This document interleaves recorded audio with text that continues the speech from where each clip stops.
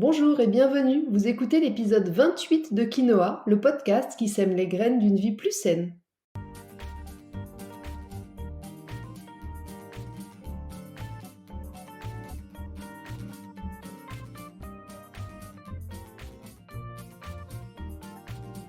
Je suis Julie Coignet, naturopathe et coach santé. Ma mission à travers ce podcast est de vous aider à retrouver ou à garder la santé en adoptant de nouvelles habitudes de vie plus saines et équilibrées. Chaque semaine, le jeudi, je vous propose de parler bien-être, forme et santé naturelle de façon simple et positive pour vous aider à reprendre votre santé en main. Dans ce 28e épisode de Quinoa, je vais vous donner mes conseils pour survivre aux fêtes de fin d'année en évitant de trop surcharger votre foie ou de ruiner l'équilibre plutôt sain que vous avez peut-être déjà commencé à mettre en place. On va voir à quoi sert le foie dans ces moments-là, comment on se prépare aux festivités, qu'est-ce qu'on peut faire pendant pour limiter les dégâts et puis comment équilibrer après. Je vous explique tout ça dans cet épisode. Mais avant de rentrer dans le vif du sujet, j'ai une petite annonce à vous faire. Cette année, plutôt que de faire comme tout le monde en vous proposant un énième calendrier de l'Avent, aussi healthy soit-il, j'ai pensé que mes conseils et mon aide pourraient plutôt vous servir après. Et du coup, dans l'idée du Dry January, que vous connaissez peut-être, et qui consiste à ne pas boire d'alcool pendant tout le mois de janvier, j'ai eu envie de vous proposer de m'accompagner sur un Healthy January, pour démarrer l'année de la meilleure façon possible. Alors pour vous accompagner dans ce challenge, qui j'espère va vous motiver, j'ai créé un calendrier non pas de l'avant, mais de l'après. Vous verrez sur mon site juliecoignet.com un bouton calendrier de l'après pour vous inscrire. Et à partir du 1er janvier 2022, vous recevrez gratuitement chaque jour du mois de janvier dans votre boîte mail, non pas un joli chocolat, mais une petite graine de Healthy, un conseil, une astuce, une recette, des idées de livres, bref, de quoi vous accompagner tout le mois de janvier et démarrer 2022 au top de votre forme. Si ça vous dit donc, rendez-vous sur mon site juliecoignet.com pour vous inscrire. Allez, maintenant, installez-vous bien, c'est parti pour l'épisode du jour. Les fêtes de fin d'année approchent à grands pas pour le plus grand bonheur des gourmands, mais souvent un peu dans le stress pour celles et ceux qui essaient d'avoir une alimentation saine ou qui suivent un régime spécifique. C'est sûr que si vous êtes adepte des calendriers de l'Avent, des dîners de Noël entre amis, des pots de fin d'année entre collègues, votre corps va être plutôt malmené pendant plusieurs jours, voire semaines. Et tous les ans, c'est le même refrain. On mange bien plus que de raison, mais on mange aussi plus gras, plus de protéines animales, on boit plus d'alcool. Résultat, vous surconsommez des aliments, pas forcément très sains, ça c'est une chose, mais surtout des aliments très difficiles à digérer. Et donc vous augmentez les risques de vous sentir mal, de vous sentir ballonnée, lourde, d'avoir des problèmes de digestion, des migraines, des coups de fatigue et même de prendre du poids. Rien de très réjouissant, n'est-ce pas? Et si cette année, vous pensiez à vous préparer un peu avant les festivités pour éviter tout ça, au lieu d'attendre début janvier et puis pleurer pour essayer de réparer les dégâts et vous jeter corps et âme dans une détox hyper drastique. Si l'idée vous enchante, je vous propose de démarrer dès demain une prétox. Alors qu'est-ce que c'est que ce truc? Vous connaissez tous, j'imagine, le principe de la détox qui permet de faire le ménage dans notre organisme en mettant au repos notre système digestif. Eh bien, la prétox, c'est une méthode qui va, comme son nom l'indique, préparer l'organisme aux excès. Bon, après, c'est un joli mot marketing, il faut bien l'avouer, mais concrètement, ce qu'on va mettre en place, c'est surtout beaucoup de bon sens, vous allez voir. L'objectif de ces quelques jours de préparation va être d'alléger notre alimentation et donc le travail de notre système digestif. Et puis, d'adapter aussi un peu notre hygiène de vie pour anticiper les excès à venir. C'est donc une super stratégie pour affronter, entre guillemets, les fêtes sans trop de dommages. Petite précision, la prétox, c'est pas juste une pré-détox, vous l'avez bien compris. Parce que la détox ou la détoxination, c'est vraiment un terme spécifique de la naturopathie qui s'intègre dans une cure beaucoup plus spécifique avec une restriction alimentaire, ce que j'appelle moi une diète, mais aussi la stimulation des émonctoires, ces fameux organes portes de sortie comme les intestins, le foie, les reins, la peau, les poumons, pour vraiment nettoyer le corps de ses déchets. Là, dans l'approche de la prétox, on va pas chercher à nettoyer l'organisme, on va plutôt chercher à le préparer doucement à ce qu'il attend en cette fin de mois. C'est devenu la grande mode dans les pays anglo-saxons, on n'en parle pas encore autant que la détox chez nous. Pourtant, quelle bonne idée de préparer son corps avant cette période ultra festive. Alors cette année, je vous assure que vous ne culpabiliserez pas devant votre verre de vin, vous ne compterez pas le nombre de chocolats que vous avez déjà mangé, parce que vous aurez préparé le marathon des fêtes comme un sportif, en jouant la carte de l'anticipation. Comme je le disais il y a quelques instants, la prétox, c'est globalement du bon sens. Dans votre vie de tous les jours, si vous savez que vous êtes invité à dîner ou à manger une raclette, par exemple, le soir, peut-être que vous allez éviter de trop manger au goûter, non? Bon, bah là, c'est un peu la même idée. Le but de ces quelques jours de prétox, ça va être d'éliminer tout ce qui pourrait être nocif, trop lourd pour votre organisme, pour lui offrir un peu de repos et qu'il puisse arriver le jour J en pleine forme. Mais attention, on ne se lance pas dans un régime trop restrictif, hein, ça ne servira à rien. Vous risquez juste de créer de la frustration et du coup d'envoyer les mauvais signaux à votre corps. Et puis le risque, c'est qu'après, vous vous lâchiez complètement pendant les fêtes et du coup, votre corps va stocker 2 fois plus de peur d'être de nouveau en restriction. Vous allez entrer dans un effet yo-yo qui est absolument pas positif. Donc c'est pas du tout l'idée, on oublie. Voyons plutôt concrètement comment est-ce qu'on met en place une prétox. Mais avant ça, je vais encore vous faire patienter quelques instants avant de vous donner mes conseils parce que j'aimerais faire un rapide petit focus sur le foie. Vous savez que j'aime bien que vous compreniez pourquoi on fait les choses et comment ça fonctionne dans votre corps. Alors je ne peux pas parler de prétox sans vous expliquer le rôle du foie pendant cette période. Le foie, c'est le deuxième organe le plus volumineux du corps, après la peau. Et oui, la peau, c'est un organe. Et il assure plein de fonctions, dont celle de filtrer, trier et neutraliser les déchets. Et puis le foie, il aime ni le froid, ni les excès alimentaires. Alors du coup, il va être bien servi pendant les fêtes.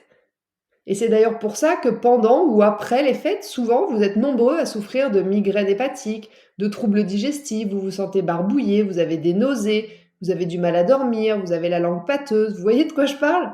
Eh bien, tous ces symptômes sont souvent liés à un foie qui a trop travaillé, qui a été trop sollicité. Vous pouvez aussi avoir des boutons qui sortent à ce moment-là. C'est plutôt normal parce que la peau prend le relais du foie quand le foie a trop de travail. Alors pour éviter d'en arriver là et de trop malmener notre cher ami le foie, voici enfin mes conseils pour une bonne prétox. D'ailleurs, vous pourrez commencer cette prétox au mieux maintenant et au moins mieux seulement la veille du jour J, ça c'est à vous de voir. Par contre, ça va dépendre aussi de votre vitalité. Si vous êtes épuisé ou si vous êtes malade, pas question de vous fatiguer plus. Alors l'idée pour une prétox de quelques jours efficace, c'est d'éliminer tout ce qui va être nocif et lourd pour votre organisme, sans pour autant, comme on l'a dit, se priver de façon trop restrictive. Ce qui donne concrètement moins de sucre et de graisse, vous en aurez largement votre dose pendant les fêtes, rassurez-vous, et consommer en excès, ils vont fatiguer le foie, mais aussi la vésicule biliaire et le pancréas. Ça veut dire aussi moins de protéines animales, et principalement les viandes grasses, la charcuterie, les poissons gras et les produits laitiers. Quelques jours sans fromage vous feront le plus grand bien et vous éviterez aussi au maximum les produits industriels, les aliments raffinés, pain blanc, pâte blanche, riz blanc, sucre blanc et l'alcool. Par contre, vous allez grandement favoriser pendant ces quelques jours une alimentation plus digeste et moins inflammatoire à base de légumes à chaque repas, en soupe, en poêlée, à la vapeur, comme vous voulez, cru, en jus. Vous allez aussi consommer de la viande blanche, des poissons blancs, des œufs, des protéines végétales, lentilles, pois chiches et autres, et puis des céréales plutôt complètes ou semi-complètes, ou encore sans gluten, comme le sarrasin, le quinoa, le millet, qui vont être beaucoup plus faciles à digérer. Parce que c'est ça l'objectif, faciliter le travail digestif. Donc maintenant, je pense que vous avez compris l'idée générale. On s'allège et on facilite la digestion. Néanmoins, voici quand même quelques petits conseils complémentaires. Premièrement, ne mangez que quand vous avez faim. Ensuite, évitez de vous resservir. Prenez le temps de bien mastiquer. Évitez aussi de mélanger les féculents et les protéines pour raccourcir les temps de digestion et alléger le travail du système digestif. Pensez aussi à dîner plus tôt et plus léger le soir. Quelques jours avant le début des festivités, vous pouvez même favoriser un repas 100% végétarien ou juste à base de légumes. Vous prenez 1 ou 2 bols de soupe faite maison, une petite assiette de crudités et le tour est joué. Vous pouvez aussi penser à faire une journée de monodiète la veille des festivités, c'est-à-dire que ce jour-là, vous allez reposer complètement votre système digestif en mangeant seulement un aliment, le même sur toute la journée. Alors, je suis désolée de vous dire que ça marche pas avec le chocolat, mais ça peut fonctionner par exemple avec de la carotte ou avec du riz basmati blanc si vous n'avez pas de problème de constipation. Du coup, pour le foie, c'est les grandes vacances et il peut souffler un peu avant la tempête. Mais je le répète, pas d'extrême, on ne fait pas de diète stricte ou de jeûne sur plusieurs jours. Ça sert à rien dans ces moments-là, hormis à vous donner encore plus faim le jour J et à stocker 2 fois plus. Donc on mange, on ne se frustre pas, mais juste on donne des choses plus digestes à notre corps pour le reposer un peu. Vous verrez assez rapidement d'ailleurs que vous allez être plus en forme, plus léger, mieux digéré et même peut-être mieux dormir. Alors vous penserez aussi à boire, à bien boire. Peu d'alcool, de soda, de café ou de jus industriels qui vont acidifier votre organisme. Plutôt de l'eau ou des infusions. Choisissez soit des tisanes digestives, soit directement des plantes à infuser comme le romarin qui soutient le foie, la mélisse, le fenouil qui aide à la digestion par exemple. Veillez aussi à votre sommeil. Plus vous serez en forme le jour J et mieux votre corps pourra assimiler la nourriture qui risque d'être en excès. Enfin, vous pouvez aussi démarrer une cure d'ampoule artichaut radis noir. Vous en prenez une chaque matin pour soutenir et protéger votre foie jusqu'aux festivités. Alors maintenant que vous êtes bien préparé, voyons comment on va gérer le jour J. Le jour J, avant le repas, vous pouvez commencer par prendre une gélule d'enzymes digestives, à peu près 15-20 minutes avant le repas, pour aider votre digestion. Et puis, si vous avez des troubles inflammatoires de l'intestin, type côlon irritable, RCH ou maladie de Crohn, vous pouvez aussi boire un grand verre de jus d'aloe vera avant le repas pour tapisser et protéger les parois de votre intestin. Ensuite, pendant le repas, comme d'habitude, vous penserez à bien mâcher les aliments, à prendre le temps de manger et de savourer. Ça vous aidera énormément à mieux digérer. Et si vous le pouvez, essayez de limiter votre consommation de protéines animales, qui sont quand même les plus longues à digérer et les plus acidifiantes pour l'organisme. Ou alors, privilégiez les volailles, les fruits de mer, le poisson.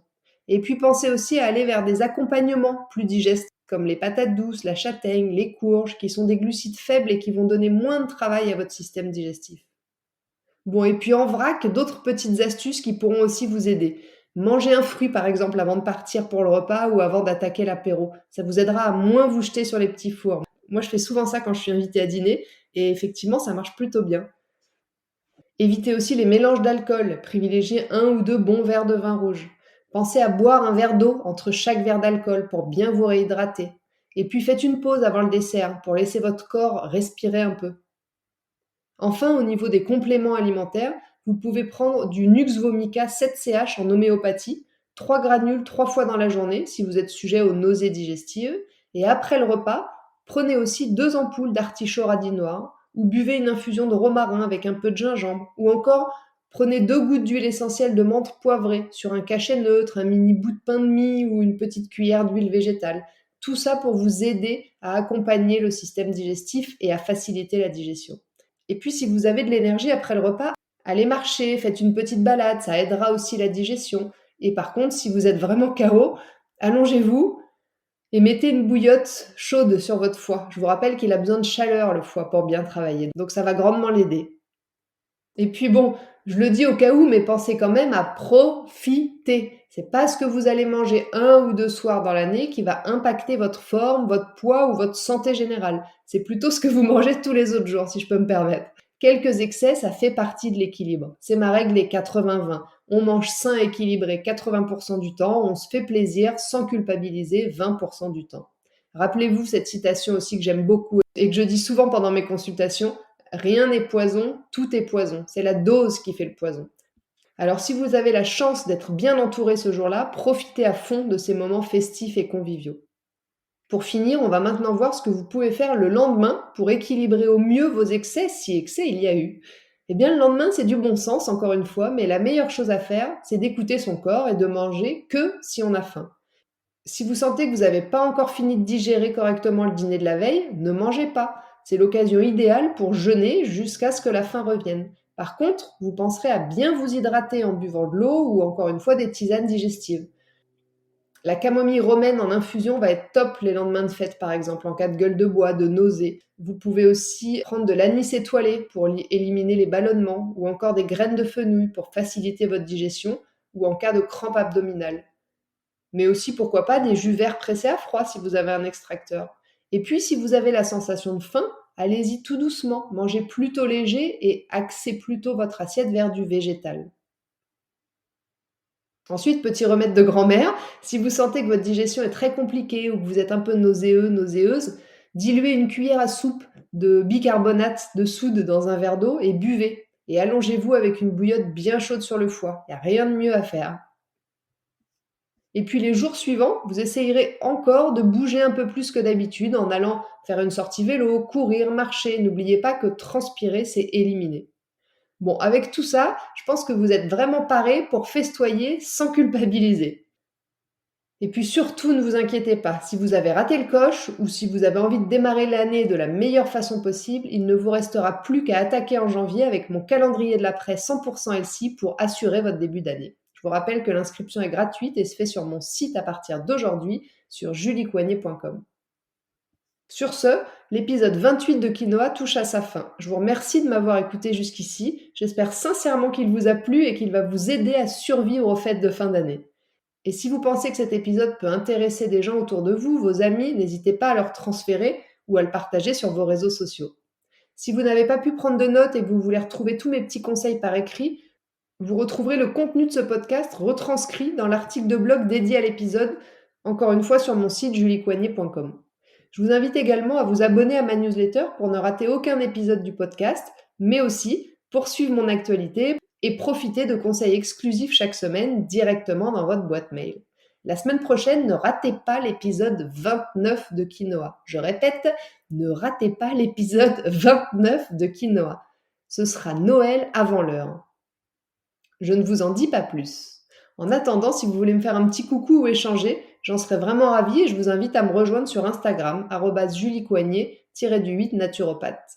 Et n'oubliez pas, comme le disait très bien l'abbé Pierre, il ne faut pas attendre d'être parfait pour commencer quelque chose de bien. À bientôt!